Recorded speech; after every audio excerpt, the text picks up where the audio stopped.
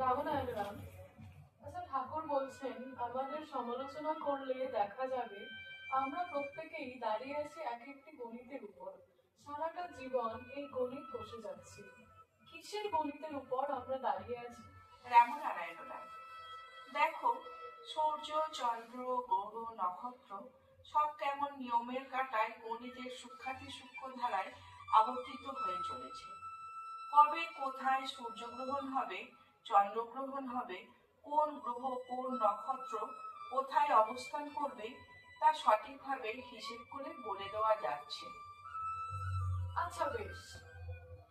সেই রকম জন্ম মৃত্যুর চক্র, ষড়ঋতুর চক্র কিরকম নিয়মের ধারায় আসছে আর যাচ্ছে, এইভাবেই পুরো সৃষ্টিটা অঙ্কের নিখুঁত হিসাবে চলছে। ঠাকুর বলেছেন আমরা প্রত্যেকেই যোগী।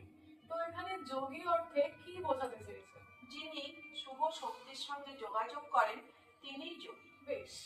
কোন গণিত বা ফর্মুলার উপর ভিত্তি করে আমাদের জীবন দাঁড়িয়ে আছে? যোগ, বিয়োগ, পূরণ, ভাগ, এই হলো আমাদের ঠাকুরের দেওয়া ফর্মুলা।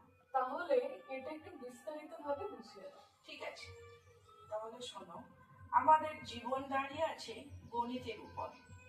গণিতে যেমন যোগ, বিয়োগ, পূরণ, ভাগ আছে, প্রকৃতির গণিতও দাঁড়িয়ে আছে যোগ, বিয়োগ, পূরণ, ভাগের উপর। যোগ অর্থাৎ যেখানে যোগাযোগ করলে আমার জ্ঞানের বিকাশ হয়, যেখানে যোগ যুক্ত হলে সত্য, মঙ্গল ও সাম্যের সুরে জীবন সৃষ্টির উদ্দেশ্য সাম্যের দিকে এগিয়ে যায়, তাহাই হলো যোগ।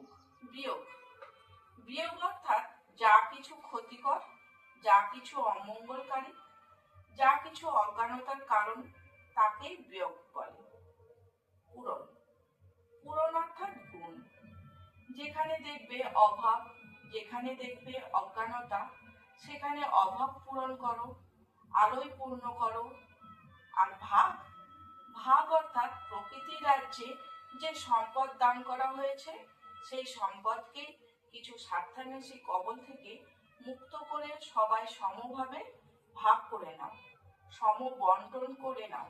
বাহ, কি অপূর্ব তত্ত্ব! রাম ও নারায়ণ রাম। তোমার যে ভালো লেগেছে, খুব খুশি হলাম। রাম নারায়ণ।